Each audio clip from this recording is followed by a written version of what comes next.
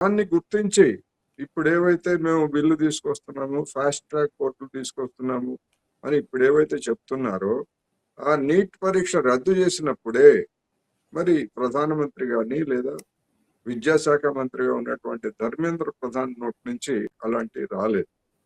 ఎందుకు రాలేదు అనేటువంటిది పెద్ద ప్రశ్న. ఎందుకు రాలేదంటే ఎవరు పట్టించుకోరులే, ఏదో 4 రోజులు గొడవ చేస్తారు ఇది అనేటువంటి ఒక నిర్లక్ష్యపూరితమైనటువంటి వైఖరి కాదు. ఇప్పుడు నిన్న బిల్లు తీసుకొచ్చాము అని పెద్ద హడావుడి చేస్తున్నారు. ఆ బిల్లు అది బిల్లు కాదు, సవరణ బిల్లు.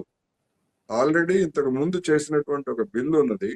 ఆ బిల్లులో ఉన్నటువంటి శిక్షల్ని వాటిని పెంచారు. ఆ పెంచుతూ చేసినటువంటి ఒక సవరణ బిల్లు. మరి అంతకు ముందు చేసినటువంటి బిల్లు చట్ట రూపంలో ఉన్నది ఆల్రెడీ. కానీ ఎంతమందిని శిక్షించారు గతంలో అంటే 0.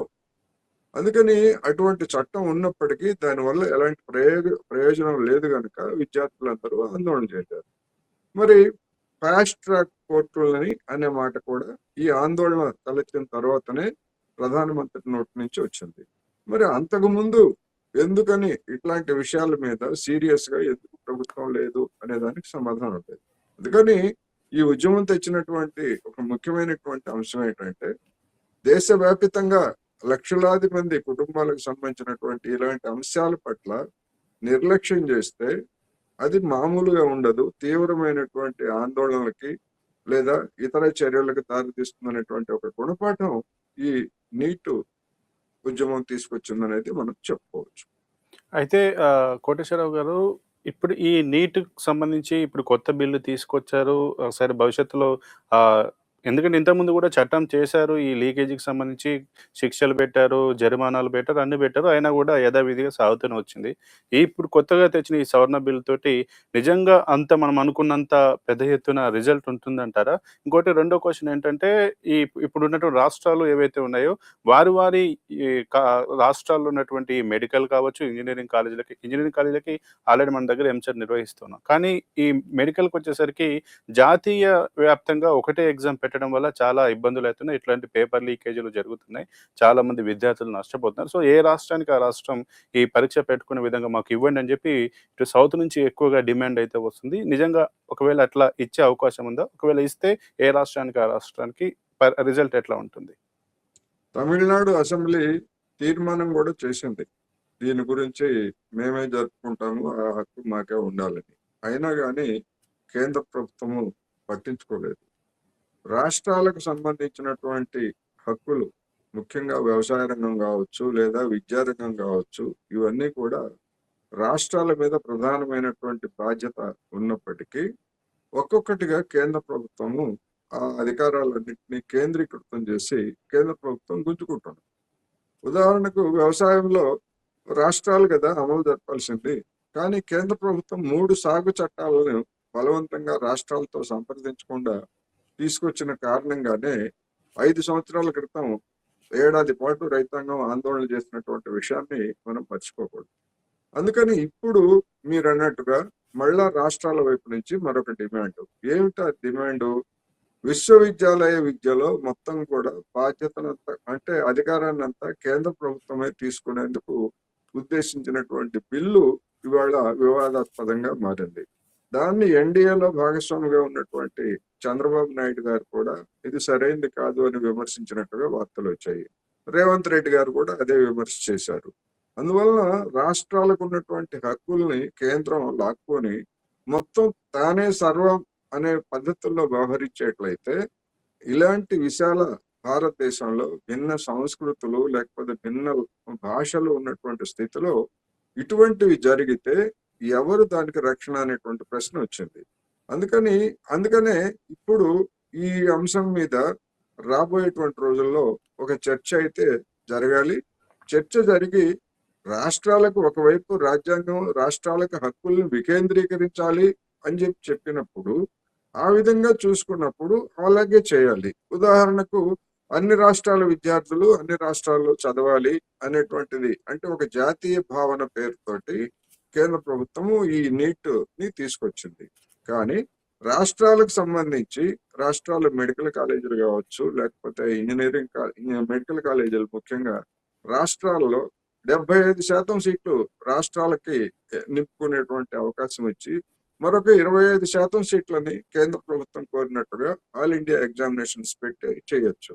కానీ అసలు సంప్రదింపులు లేవు, లేదా దాని మీద అభిప్రాయ సేకరణ అనేటువంటిది లేకుండా ఒక బుల్డోజ్ చేసేటువంటి వ్యవహారంగా ఉంది కనుకనే ఈ విధమైనటువంటి ప్రతిఘటన వెలువడింది.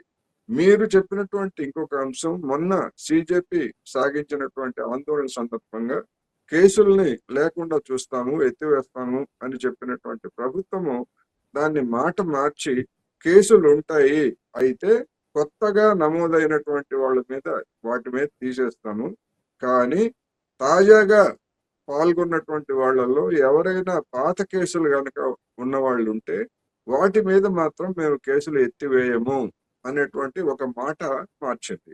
ఆ ముక్కేదో ఆ రోజే చెప్పుంటే, సిజేపి ప్రతినిధులతో చర్చ సందర్భంగా చెప్పుంటే అసలు ఆ కేసులు ఏమిటి, వాళ్ళు పాల్గొనటం ఏంటి, వాళ్ళంతా ఉండటం ఏంటి, వాళ్ళని ఎట్లా గుర్తిస్తారు ఏమిటి అనేటువంటి విషయాలన్నీ చర్చకు వచ్చాయి. కానీ తర్వాత కేంద్ర ప్రభుత్వము, వివిధ రాష్ట్ర ప్రభుత్వాలు ఆ విధంగా మాట మార్చాయి. అందుకని ఆ పేరుతో గనక మళ్ళా వేధింపులు కనుక పూనుకునేట్లయితే మరొకసారి మేము ఉద్యమించాల్సి వస్తుందని అభిజిత్ దిప్కే హెచ్చరించాల్సి కూడా వచ్చింది. రెండోది, నష్టపరిహారానికి సంబంధించి కూడా వీళ్ళు ₹1,00,00,000 డిమాండ్ చేస్తే చట్ట ప్రకారం అంటే నిబంధనల ప్రకారం ఎంత ఇవ్వడానికి వీలుంటే అంత మేము ఇస్తామని చెప్పేసి కేంద్ర ప్రభుత్వం తర్వాత ప్రకటించింది. అందుకని ఆ స్పష్టత ఏదో ముందే ఉండుంటే ఇటువంటి అనుమానాలు లేకపోతే అపోహలు తలెత్తుండేవి కాదని మనం చెప్పుకోవచ్చు. అయితే కోటేశ్వరరావు గారు, ఈ అంశంలోనే ఎందుకంటే పెద్ద ఎత్తున యువత రోడ్ల మీదకొచ్చారు. అలాగే దీంతో పాటు ఇప్పుడు స్కిల్స్ డెవలప్‌మెంట్‌కి సంబంధించి మేము డెవలప్ చేస్తాము. ఇప్పుడున్నటువంటి ఇండస్ట్రీ పరంగా ఇప్పుడు మన దగ్గర ఉన్నటువంటి విద్యార్థుల స్కిల్స్ అనేటివి టాలీ అవ్వట్లేదు. దీంతోటి పెద్ద ఎత్తున నిరుద్యోగ సమస్య కూడా వస్తుందని చెప్తున్నటువంటి ఈ ప్రభుత్వాలు కావచ్చు, ఇతరులు ఎవరైనా మరి విద్యా వ్యవస్థలో మార్పులు తెచ్చేటువంటి అవకాశం ఏమైనా, ఎందుకంటే ఎస్ఎస్‌సికి ఒక రకమైనటువంటి సిలబస్ ఉంటుంది. ఎన్‌సీఈఆర్‌టీకి ఒక రకమైన సిలబస్ ఉంటుంది. అలాగే సీబీఎస్ఈకి ఒక రకమైన సిలబస్ ఉంటుంది. చదివేదంతా కూడా 10+2నే. అందరూ వచ్చేసరికి ఇంటర్ పాస్ అయినట్టే. కానీ ఒక్కొక్కరికి ఒక్కొక్క రకమైన సిలబస్ ఉంటుంది. మరి ఆ సిలబస్ ముఖ్యంగా ఎస్ఎస్‌సికి వచ్చేసరికి ఇప్పుడున్నటువంటి సమాజానికి అనుగుణంగా అది అందుకోలేనటువంటి ఎప్పటి ఓల్డ్ సిలబస్ ఉన్నదన్న ఒక వాదనలు వినిపిస్తున్నాయి. నిజంగా ప్రస్తుత కాలానికి తగ్గట్టుగా, ప్రస్తుతము పోటీ ప్రపంచానికి తగ్గట్టుగా విద్యా వ్యవస్థలో ఇప్పటి నుంచైనా ఈ బుద్ధి తెచ్చుకొని మార్పులు తెచ్చేటువంటి అవకాశం ఉందా? ఒకవేళ తెస్తే ఇప్పుడున్నటువంటి ప్రభుత్వం ఏ రకమైన అంశాలను పొందుపరిచేటువంటి అవకాశాలున్నాయి? ఇప్పుడు సిలబస్ కు సంబంధించి రాష్ట్రాల్లో ఉన్నటువంటి కొన్ని ప్రత్యేకతలు కూడా ఉన్నమాట వాస్తవం భారతదేశంలో. అందుకని ఆ రాష్ట్రాలకు ఉన్నటువంటి ప్రత్యేకతల్ని విద్యార్థులకు బోధించాల్సినటువంటి అవసరం కూడా ఉన్నది. అందుకని ఒక ఫార్ములాని జాతీయ స్థాయిలో అటు కేంద్రంలో కానీ లేదా రాష్ట్రాల్లో కానీ ఏ విధమైనటువంటి సిలబస్ ఉండాలి ఏమిటి అనేటువంటిది ఒక విశాలమైనటువంటి ఫ్రేమ్ వర్క్ తయారు చేసి దానిలో రాష్ట్రాలకు స్వేచ్ఛనిస్తే ఇది ఒక పరిష్కారం. కానీ అటువంటి దిశగా ఇంతవరకు గతంలో ఉన్నటువంటి కాంగ్రెస్ ప్రభుత్వం కానీ లేదా ఇప్పుడు ఉన్నటువంటి ఎన్డీఏ ప్రభుత్వం కానీ మధ్యలో వచ్చినటువంటి వాజ్పేయి సర్కార్ కానీ అలాంటి ఒక చర్చకు, విద్యా విధానం గురించి ఒక చర్చకు ఎలాంటి తావు లేకుండా వాళ్ళకి తోచినటువంటి పద్ధతుల్లో అమలు చేస్తున్నారు. అందుకని దాని మీద ఖచ్చితంగా ఉండాలి. ఇప్పుడు నీట్ అంటే పేపరు తో పరీక్షలు నిర్వహించడం వల్ల ఆ పేపర్ లీకేజ్ అయిందన్నారు. మరి దీనికి ప్రత్యామ్నాయంగా ఏం చేయాలంటే ఆన్లైన్ దాని గురించి లేదా ఇతరత్ర పద్ధతుల గురించి లీక్ ప్రూఫ్ మెథడ్స్ గురించి చర్చించేందుకే నందన్ నీలేక్ అని మరొక 5గురితోటి ఒక కమిటీని వేశారు. అందులో మరి విద్యావేత్తలుగా ఉన్నటువంటి వాళ్ళే ఉన్నారు, లేదా నిఘాకు సంబంధించి అంటే ఈ నేరాలు ఇట్లాంటి వాటి మీద నిఘా వేసేటువంటి పోలీస్ అధికారులు కూడా ఉన్నారు. మరి వీళ్ళందరూ కలిసి ఏ విధమైనటువంటి పద్ధతిని రూపొందిస్తారో ఆ రూపొందించినటువంటి దాని గురించి మరి మొత్తం స్టేక్ హోల్డర్స్ తోటి అంటే విద్యార్థులు, తల్లిదండ్రులు లేదా యువజన విద్యార్థి సంఘాలతోటి చర్చిస్తారా, లేదా ఇతర నిపుణులతోటి ఆ రంగంలో ఉన్నటువంటి నైపుణ్యం ఉన్నటువంటి వాళ్ళతోటి విస్తృతంగా వాటిని మరింతగా చర్చిస్తారా? చర్చించిన తర్వాత కేంద్ర ప్రభుత్వం ఏ విధమైనటువంటి నిర్ణయం తీసుకుంటుంది అనేటువంటిది చూస్తున్నారు. ఎందుకంటే ఆ నిర్ణయం కూడా మళ్ళా జరిగేటువంటి నీట్ పరీక్షకు కనీసం 6 నెలలు ముందుగానే ఉండాలి. దానికి అట్లా ఉంటేనే కనీసం 6 నెలలు వ్యవధిస్తేనే విద్యార్థులు ఆ నూతన ఎగ్జామినేషన్ పద్ధతికి అడాప్ట్ అయ్యేటువంటి అవకాశం ఉంటది. అందుకని ఇది ఒక విధంగా చెప్పాలంటే యుద్ధ ప్రాతిపదికన దీని మీద చర్చ ఇవన్నీ కూడా నిర్ణయం కావాల్సినటువంటి అవసరం ఉన్నది. లేకపోయేట్లయితే దీన్ని ఆలస్యం చేసి మళ్ళా పేపర్ల పద్ధతిలోనే గనక వచ్చే నీటిని గనక నిర్వహిస్తే మళ్ళా ఏదైనా జరిగితే అప్పుడు మొత్తం అంతా కూడా గందరగోళ పరిస్థితులు ఏర్పడేటువంటి అవకాశం ఉంది. అందుకని కేంద్ర ప్రభుత్వము మరి ఎంత వేగంగా కదులుతుంది అనే దాన్ని బట్టి రాబోయే రోజుల్లో పరిణామాలు ఉంటాయి. అయితే కోటేశ్వరరావు ఇక రాష్ట్రం విషయానికొస్తే ఈ నీట్ సంబంధించిన అంశం సక్సెస్ అయిన సమయంలో సీఎం రేవంత్ రెడ్డి ఒక ప్రతిపాదన తీసుకొచ్చారు. 21 సంవత్సరాలు నిండిన వారిని చట్టసభల్లోకి పంపే విధంగా చట్టం సవరణ చేయాలని చెప్పి తీసుకొచ్చారు. అయితే ఇప్పుడు ఒక క్వెషన్ లేవనెత్తారు. అది కూడా యువత.